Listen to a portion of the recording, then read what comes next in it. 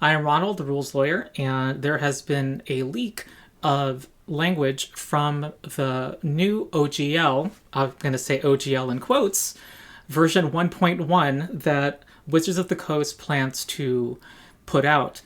And I am a lawyer, but I am not a lawyer specialized in intellectual property law. And so that's a caveat, but it's pretty clear that this is going to be a very different license than what has been called the OGL for the past 22 years now. I've received leaked language that was excerpted from what within Wizards of the Coast has been the working version of the new OGL, taken 1 or 2 days ago, that comes from a trusted source that has been forwarded to me by Mark Seifter, who is with Battlezoo, which is a third-party publisher that makes supplements for Dungeons & Dragons 5e and Pathfinder 2nd Edition.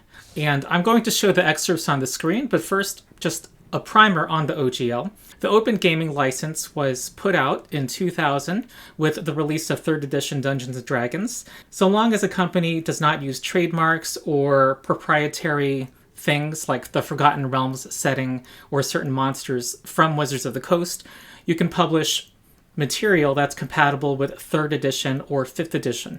The OGL is separate from those rule systems that are released under the OGL.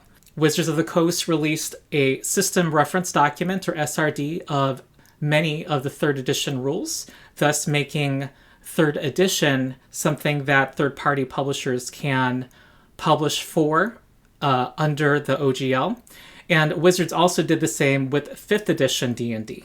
There's been talk from various sources suggesting that the OGL would be revoked for the next edition of D&D, which has the operating name of 1D&D, which I call 6th Edition. And Wizards of the Coast responded to those on December 21st with this press release saying, assuring people that the new system, that 1D&D will be covered by an OGL. And also saying that they will release version 1.1 of the OGL. They said that the text will be released in early 2023.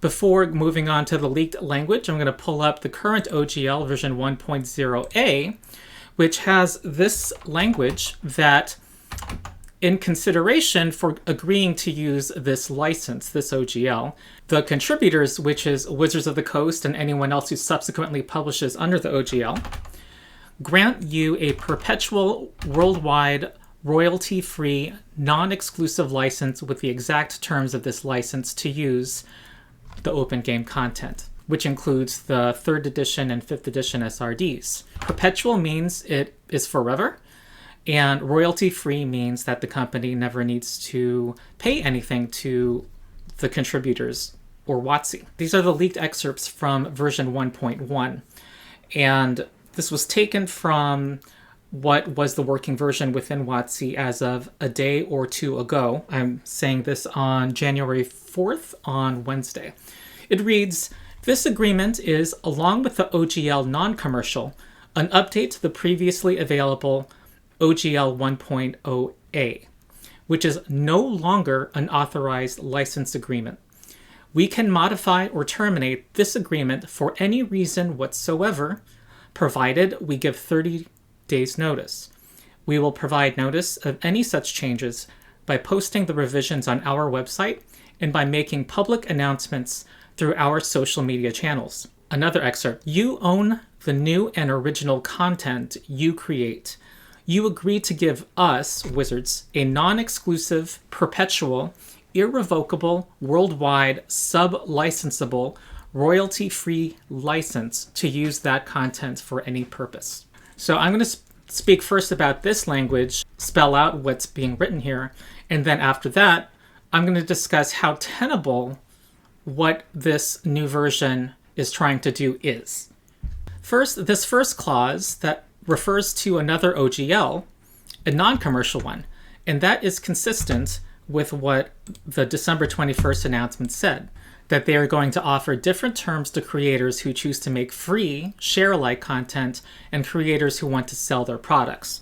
So the language we're looking at here is for anyone who wants to make anything any money using OGL content or SRD content from 1D&D. Next, it says that 1.0a is no longer an authorized license agreement. So they are trying to revoke the current OGL by saying it is no longer an agreement. Then they say we can modify or terminate this agreement for any reason whatsoever. So they don't have to give a reason to terminate version 1.1. The only requirement they're giving themselves is to give 30 days notice. So there is no guarantee that if someone were to publish under this OGL, that it will still remain a license after 30 more days.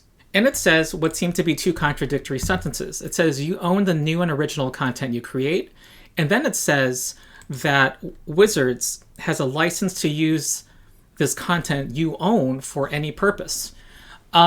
Something about owning something, something you learn in law school is that ownership can be thought of as a bundle of sticks, that you can own some aspects of your property, but other aspects of your property can be owned by other people. What you own is a specific number of ways to use your property. So I'm not sure actually what owning actually means. I suppose you can publish it yourself, certainly. But what this read together with the next sentence means is that they can publish what you published themselves using Hasbro's greater marketing reach and agreements with distributors. Nor is it assured that when one does, as their December 21st statement describes, sign up for the license, that Wizards will actually accept your agreeing to the license if they can revoke the license at any time for any reason or no reason. So this seems to be creating a very hostile environment for third-party publishers, not simply those that make over $750,000 in income a year, but third-party publishers of all sizes.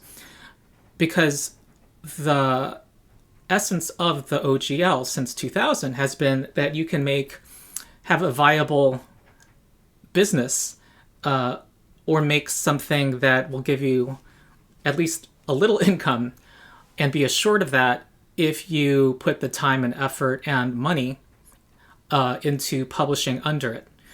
But under this, there's no guarantee that the license will last any longer than 30 days.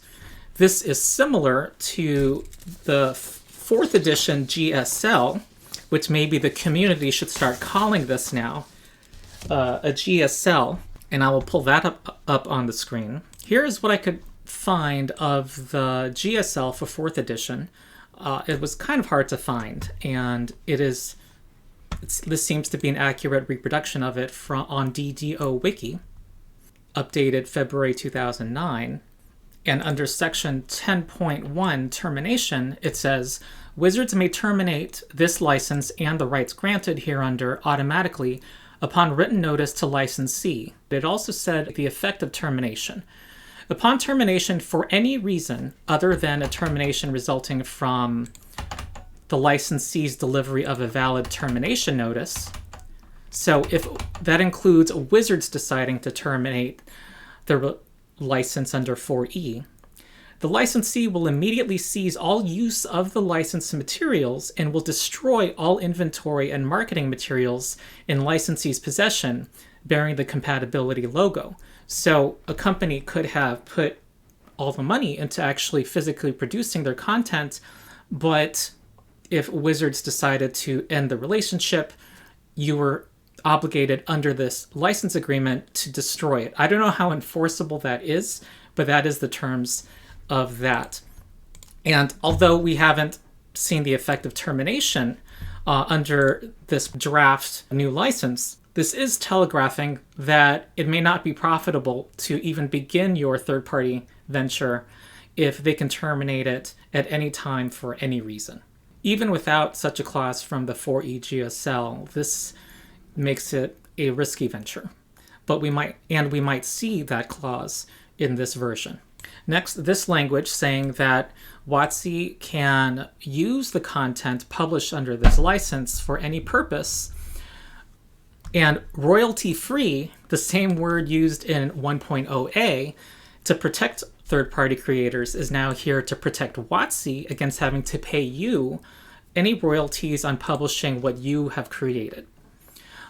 They can publish and possibly crowd you out after having terminated the license with regard to you. Because note that this part is irrevocable. They can revoke their obligations to the third-party publisher, but once the content is created under the license, so long as they give 30 days notice, they have an irrevocable right to use your content. So I won't say much on the implications this has for the hobby. I just thought it was important to get this text out there and then comment on how viable this is, because I am not sure this is viable. Now, again, my specialty is not intellectual property law, but this language where they try to say 1.0a is no longer an authorized license agreement seems to conflict with Section 9 of 1.0a, which I will put up. Section 9 says, now this is the 2000 OGL, that they can update the license. Wizards or its designated agents may publish updated versions of this license, which they are doing now. They're calling it an update. You, the third-party publisher, may use any authorized version of this license to copy, modify, and distribute any open game content originally distributed under any version of this license. This clause seems to future protect content and creators who publish 3rd and 5th edition compatible products. However, I can see Wizards pointing to this word authorized and say that 1.0a is no longer an authorized version of the license. This is referring to 1.1 and simply says that you may publish under 1.1 anything that was already distributed. So they're trying to supplant and revoke the open gaming license in favor of this new language. And note that they use that same term.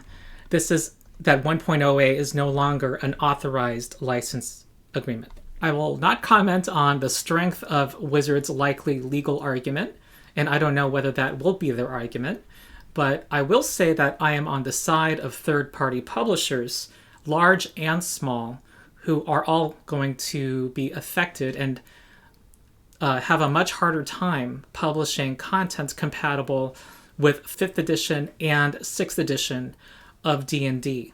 I also don't know if they will go after Paizo. I'm honestly a bit surprised because my logic up till now, until seeing this leak, was that if they wanted to go after Paizo's ability to publish a successful competitive game, which they have had, they would have done that 12, 13 years ago. Perhaps they're limiting their enforcement to content produced under the new 6th edition. I think this also means that all claims that Wizards is making that the new 6th edition is compatible with 5th edition should now be seen with a lot more suspicion, because that is something they can tell a future court against a publisher that tries to publish something that is 5th edition compatible, that it is trying to skirt the OGL because it is compatible with 6th edition in every way but name. And I also think that it, in the end, is healthy for the hobby if WOTC's aggressive financial decisions make many players consider more than just one system. And we can have more of a flourishing, a new renaissance, shall we say, in the hobby. So those are my thoughts. If you like it, if you want to see more from me on this issue, I do plan to release something when Wizards releases the final version of the OGL, which we might have just seen an excerpt from. I also want to thank Mark Seifter and Roll for Combat, which provided these excerpts to me and direct people to support them by watching their full discussion about this leaked language. And yeah, check out the rest of my channel. I've been also putting out videos about 1D&D and my thoughts on its design as a game. So that's it. I'm Ronald, the Rules Lawyer, and thank you for watching.